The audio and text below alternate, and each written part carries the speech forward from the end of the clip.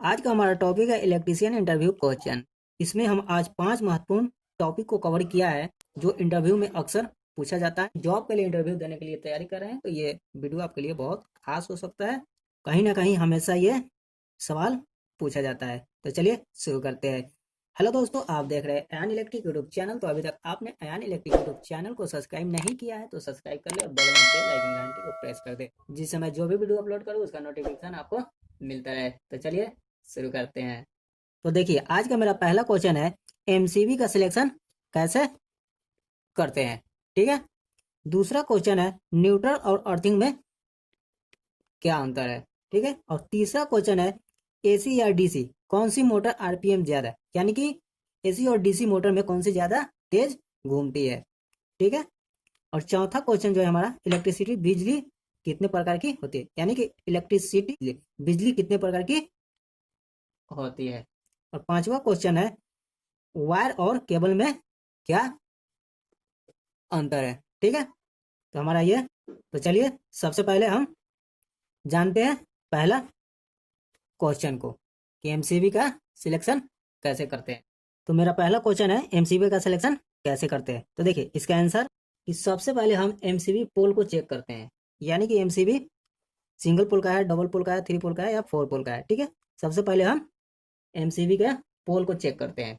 इसके बाद में हम सभी उपकरण की पावर रेटिंग या फिर करंट पता करेंगे। इसके बाद जो संख्या आती है उसकी 25% बड़ी साइज की एमसीबी लगा देंगे, क्योंकि जो हमारी एमसीबी होती है वो एक सर्किट ब्रेकर होती है, इसलिए 25% तक ज़्यादा लगाते हैं। देखिए ये जो हमारा एमसीबी है इसका सबसे पहले हम पोल चेक करेंगे।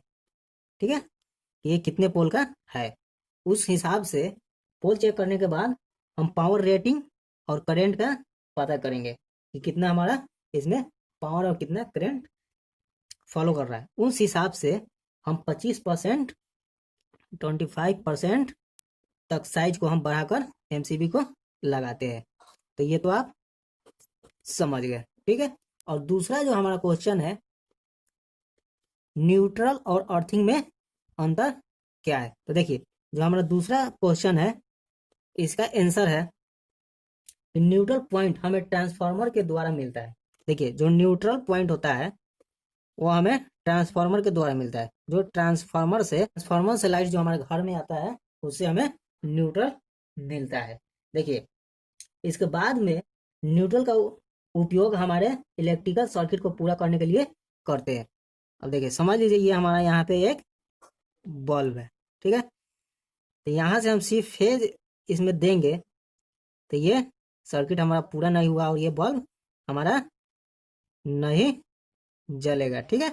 नहीं जलेगा क्योंकि करंट तो फ्लो होगा इसमें, फेज हमारा जो है वो फ्लो करेगा, मगर आने का रास्ता तो है मगर जाने के लिए रास्ता नहीं है। तो उसके लिए हम क्या करते हैं, यहाँ न्यूट्रल को हम जोड़ देते हैं जिससे करंट को हमारा निकालता है। ठीक है। तो ये हमारा सर्किट पूरा हो गया, आने का रास्ता मिल गया और जाने का रास्ता न्यूट्रल मिल गया। इससे क्या होगा, सर्किट हमारा पूरा हो गया, बल्ब जल जाएगा। तो किसी भी उपकरण यानी कि डिवाइस को चलाने के लिए हमें न्यूट्रल और फेज दोनों की जरूरत होती है। अर्थिंग हमारा होता है इसमें, जो अर्थिंग हमारा होता है अर्थिंग पॉइंट हम जमीन में गड्ढा करके बनाते हैं। इसमें हम जमीन से एक वायर निकालकर हमारे उपकरण की बॉडी में जोड़ देते हैं, यानी कि जो हमारा मान लीजिए यहाँ पे एक हमारा ये माइक्रोवेव है। ठीक है।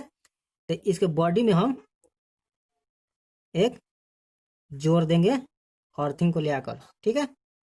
ये हमारा अर्थिंग है, इससे जोड़ देंगे। अर्थिंग हमें इलेक्ट्रिकल शॉक से बचाने का काम करती है। तो एक लाइन में अगर आंसर है सिंपल सा, तो क्या है कि न्यूट्रल का उपयोग, न्यूट्रल है इसका उपयोग हम सर्किट को पूरा करने के लिए यूज करते हैं, और अर्थिंग का उपयोग हम शॉर्ट सर्किट यानी बचने के लिए हम अर्थिंग का उपयोग करते हैं।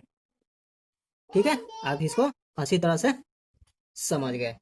अब देखिए हमारा जो ये तीसरा क्वेश्चन है कि एसी या डीसी कौन सी मोटर आरपीएम ज्यादा। देखिए आरपीएम का मतलब होता है सबसे तेज, ये तेज घूमने वाला, यानी कि एसी और डीसी मोटर में कौन ज्यादा तेज घूमता है। तो देखिए इसको अब हम समझते हैं। तीसरा का आंसर है। एसी मोटर जो हमारा होता है, एसी मोटर वो 3000 आरपीएम 3000 आरपीएम तक आता है। और डीसी मोटर जो होता है, मोटर का आरपीएम एसी मोटर से कई गुना ज्यादा रहता है। और जो डीसी मोटर है, डीसी मोटर वो एसी मोटर से इसका आरपीएम कई गुना ज्यादा। ठीक है, इसको आप समझ गए। देखिए, अगर इसी में कहीं आपसे अगर क्वेश्चन कर दे कि सेलिंग फैन का आरपीएम कितना होता है, तो देखिए इसका हमारा आंसर है कि सेलिंग फैन का आरपीएम फिक्स नहीं होता है, कहीं ज्यादा होता है और कहीं कम होता है। देखिए, पहले सेलिंग फैन जो आता था वो 350 आरपीएम का आता था, लेकिन 7-8 साल से अभी 600 आरपीएम तक आने लगा है। मगर अभी कुछ कंपनियां हैं जो, देखिए सेलिंग फैन पहले सिर्फ 350 आरपीएम तक आता था, मगर कुछ अभी 7-8 साल से 600 आरपीएम तक आने लगा है, मगर जो 800 से 900 तक वो बना रहा है। ठीक है, तो देखिए अगर आपसे इंटरव्यू में अगर पूछ दे कि सेलिंग फैन का आरपीएम कितना होता है, तो आप क्या बोलेंगे कि 350 से लेकर 600 तक आता है। और ये जो 8 से 900 है, ये तो कुछ कंपनियां अभी बना रही है। तो ठीक है, आप इसको समझ गए कि एसी मोटर और डीसी मोटर में आरपीएम ज्यादा किसका है। ठीक है, और इसमें आप सेलिंग फैन का भी समझ गए। अब देखिए, इसमें जो हमारा चौथा सवाल है, इलेक्ट्रिसिटी यानी बिजली कितने प्रकार की होती है। तो देखिए, चौथा का हमारा आंसर है, इलेक्ट्रिसिटी जो होती है हमारी वो मुख्य रूप से 2 प्रकार की होती है। ठीक है, 2 प्रकार की होती है। तो देखिए, पहला जो हमारा वो है स्टैटिक इलेक्ट्रिसिटी, और जो दूसरा हमारा है वो है डायनामिक इलेक्ट्रिसिटी। ठीक है, हिंदी समझ। देखिए, स्टैटिक इलेक्ट्रिसिटी क्या होता है, ये हो गया एक स्थिर बिजली, ये हो गया एक। तो स्टैटिक इलेक्ट्रिसिटी है वो हमारा स्थिर बिजली है। और जी देखिए, डायनामिक और करंट जो इलेक्ट्रिसिटी है वो हमारा गतिशील बिजली है ये। तो देखिए, अगर आप कहीं बचपन में स्कूल अगर गए होंगे, तो पहले क्या होता था, स्कूल में चुनाई होता था, यानी कि फील्ड में सारे बच्चों को एक साथ बैठाकर उसमें जो भी खरपतवार या कागज का छोटे मोटे टुकड़े होते थे उसको हाथ से चुनवाकर और बाहर जाकर डस्टबिन में यानी गड्ढा उड्ढा में फेंका जाता था। तो क्या करते थे, अगर आप तेल लगा के गए होंगे, तो पेन को हम सर में रगड़ के और उस पर घास पे हम ऐसे रखते थे। तो क्या होता था कि वहाँ का जो खरपतवार छोटे छोटे जो टुकड़े होते थे वो हमारे यहाँ के पेन में चिपक जाता था। वो क्या है, स्थिर इलेक्ट्रिसिटी है। ठीक है, वो यानी कि स्टैटिक इलेक्ट्रिसिटी है, वो स्थिर बिजली है। ठीक है, अब देखिए, अभी जो हम यूज कर रहे हैं वो डायनामिक इलेक्ट्रिसिटी है। ठीक है, अगर आपसे कहीं अगर पूछा जाए कि करंट कितने प्रकार की होती है, करंट जो होता है वो कितने प्रकार की होती है, तो आप क्या बोलेंगे, करंट 2 प्रकार की होती है।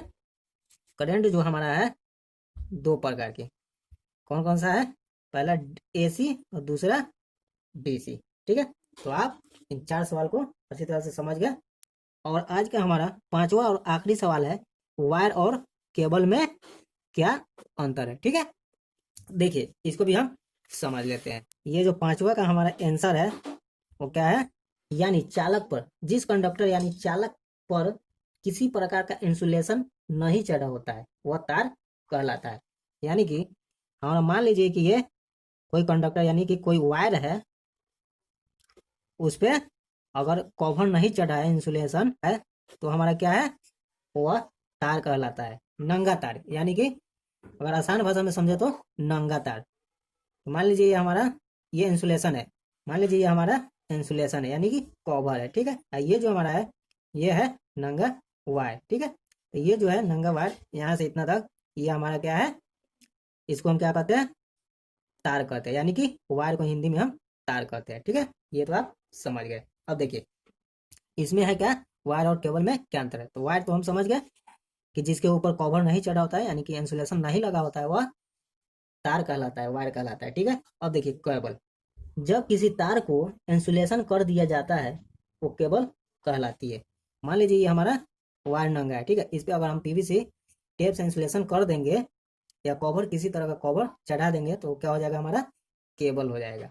ठीक है, अब देखिए कहीं अगर आपसे पूछ दे कि वायर कितने प्रकार का होता है, तो देखिए वायर तो इसका जो हमारा आंसर है, वायर दो प्रकार का होता है। ठीक है, होता है हमारा तो सॉलिड वायर होता है, सॉलिड वायर।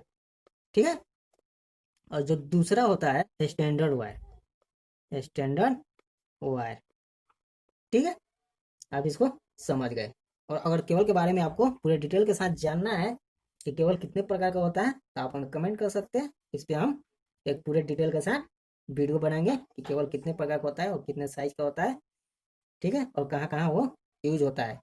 तो उम्मीद है आप अच्छी तरह से समझ गए होंगे। अगर किसी प्रकार का कोई डाउट या सुझाव हो तो आप हमें कमेंट कर सकते हैं। और अभी तक आपने अयान इलेक्ट्रिक यूट्यूब चैनल को सब्सक्राइब नहीं किया है तो सब्सक्राइब कर ले और बगल में बेल आइकन घंटी को दबा दें, जिससे मैं जो भी वीडियो अपलोड करूँ उसका नोटिफिकेशन आपको मिलता रहे।